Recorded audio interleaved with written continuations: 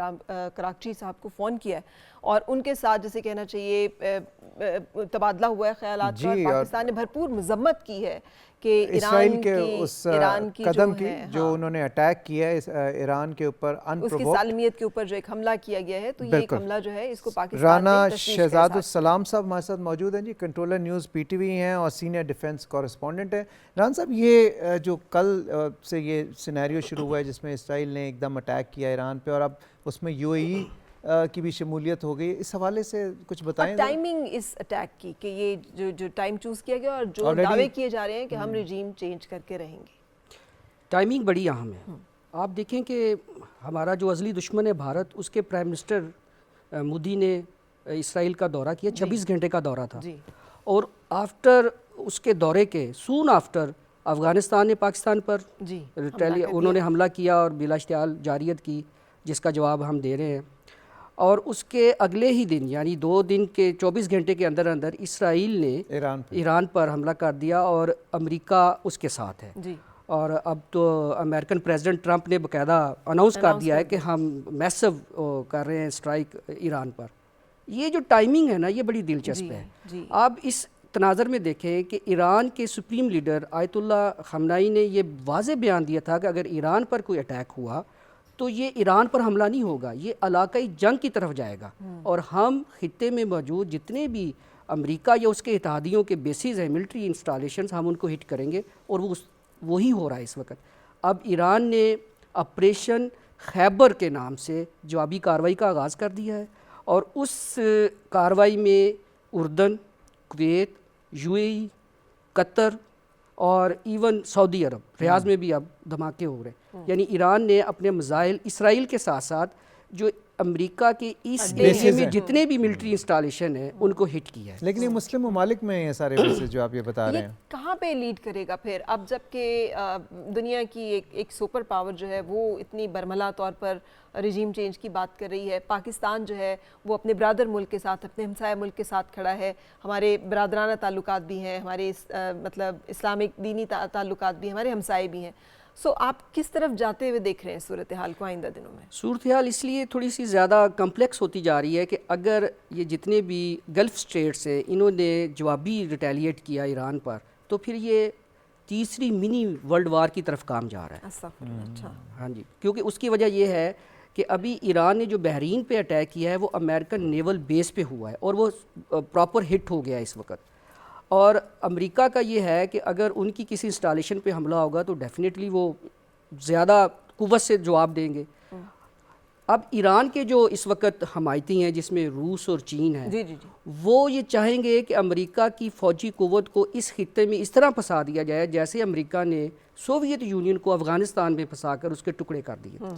ٹھیک ہے، اب یہ یعنی یہ ملٹی جو پالیٹکس ہے نا نیشنل، اب وہ اس کی طرف جا رہا ہے۔ اس میں پاکستان کے لیے بڑے مسائل کا سامنا ہو سکتا ہے، کیونکہ ہمارے افغانستان کے ساتھ بھی اس وقت جنگ جاری ہے، چل رہے ہیں۔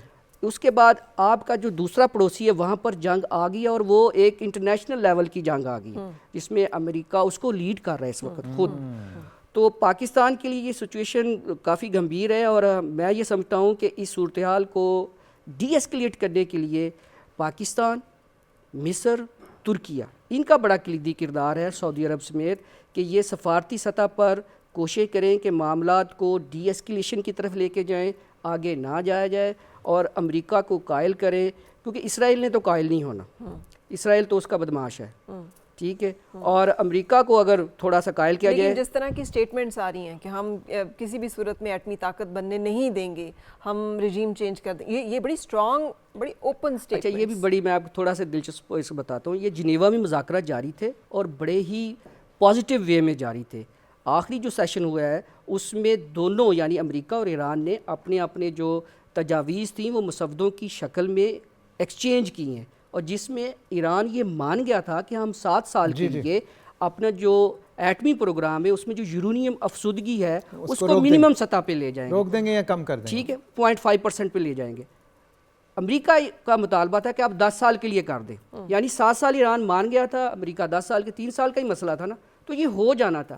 یہ جو اچانک ہوا ہے یعنی یہ دور دور تک نہیں تھا۔ نیکسٹ جو تیسرا راؤنڈ تھا اس کی اگلے ہفتے انہوں نے منظوری دے دی تھی کہ ہم اس راؤنڈ میں بیٹھیں گے اور معاملات بالکل حل ہو جائیں گے. ٹھیک ہے. یہ جو میں سمجھتا ہوں کہ جون 2025 میں بھی مذاکرات کے دوران ہی امریکہ نے ایران پر اٹیک کیا اور ان کی جو جوہری تنصیبات تھی ان کو ہٹ کیا.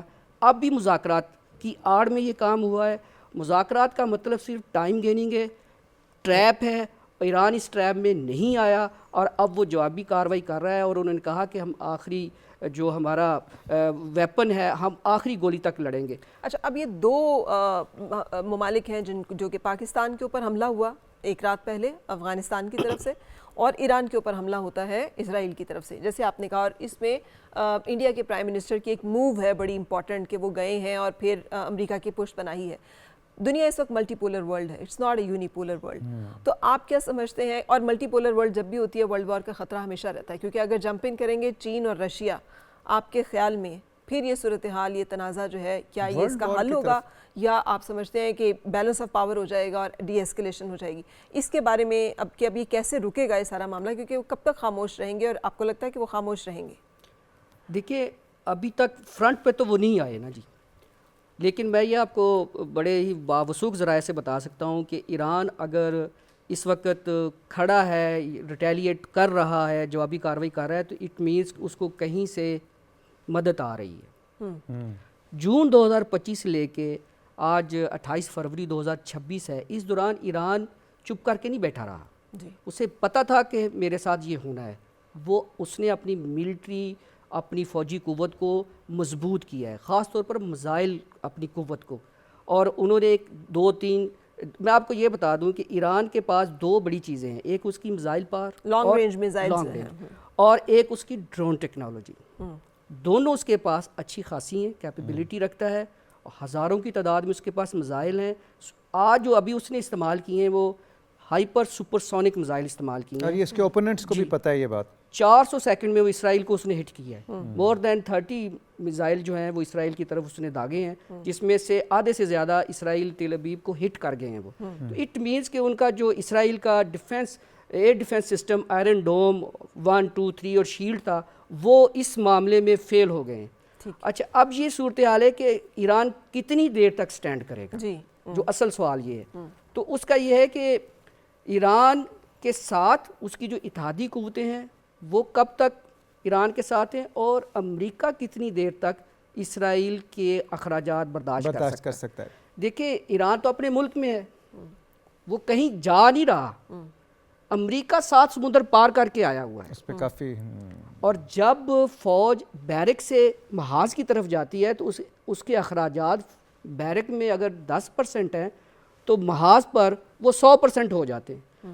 اور یہ جو سوویت یونین ہے وہ اپنے اسلحے سے تو نہیں ٹوٹا نا, اسلحہ تو ابھی بھی وہ مائٹ ہے, ابھی بھی روس ایک طاقت ہے. وہ پیسوں سے مار کھا گئے اکنامیکلی.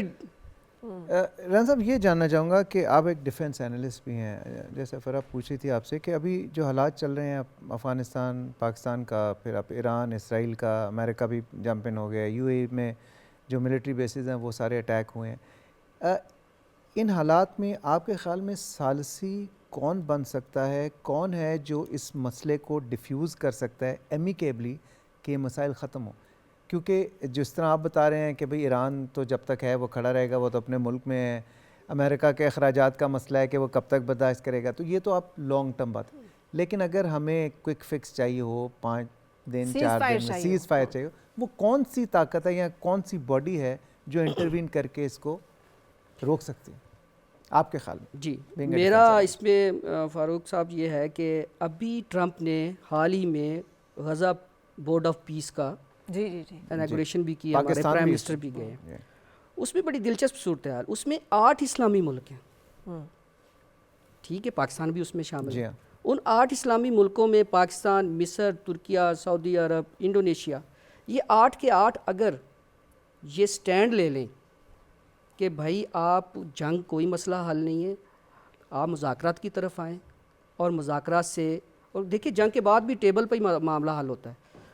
ایک تو یہ صورتحال ہے, اگر یہ کر جائیں. دوسرا میں نے پہلے ہی حل بتا دیا, پاکستان, سعودی عرب, ترکیہ اور مصر, یہ 4 ایسے ملک ہیں جو امریکہ کے لیے بھی, ایون اسرائیل کے لیے بھی, کیونکہ مصر نے اسرائیل کو تسلیم کیا ہوا ہے, ٹھیک ہے, اور اس ایران کے لیے بھی یہ ایک برج بن سکتے ہیں ٹو میڈیٹ، ٹو ڈی ایسکیلیٹ، ٹھیک ہے. لیکن کوشش شروع ہوگی ہے جی ایران کے جو وزیر خارجہ ہیں عباس اراغچی صاحب، انہوں نے فون کیا ہے ہمارے ڈی پی ایم کو، ٹھیک ہے، اسحاق ڈار صاحب کو، اور ان کے فون کرنے کا مطلب یہی ہے کہ ایران مذاکرات کا جو دروازہ ہے وہ ونڈو اوپن رکھی ہوئی ہے انہوں نے. اور ڈار صاحب نے بھی یہی کہا ہے کہ ہم شدید مذمت کرتے ہیں، اور لیکن مسائل کا حل جو ہے وہ بات چیت اور مذاکرات سے ہے، اور فوری جنگ بندی ہونی چاہیے. اس کے بعد سعودی عرب نے بھی اس حملے کی مذمت کی ہے امریکہ اور اسرائیل کی ایران پر، اور انہوں نے بھی کہا ہے کہ فریقین کو تحمل کا مظاہرہ کرنا چاہیے. یو این کی طرف سے بھی یہی آیا ہے.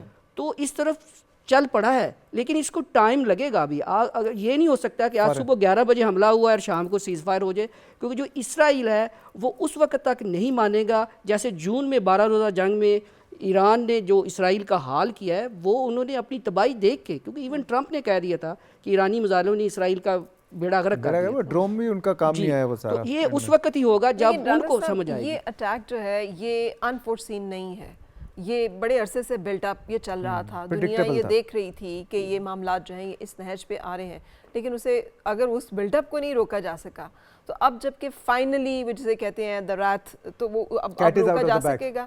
اب کیسے اس کو جو ہے کنٹرول کیا. اور یہ جو بات ہو رہی ہے ریجیم چینج کی، یہ ایک بہت بڑی اچھا یہ دیکھیں یہ ویسے ہی ہے. آپ کو یاد ہوگا کہ جارج ڈبلیو بش جب امریکی پریزیڈنٹ تھا تو اس نے ایک بیانیہ دیا تھا عراق کے خلاف، صدام حسین کے خلاف، کہ جی ویپن آف میس ڈسٹرکشن.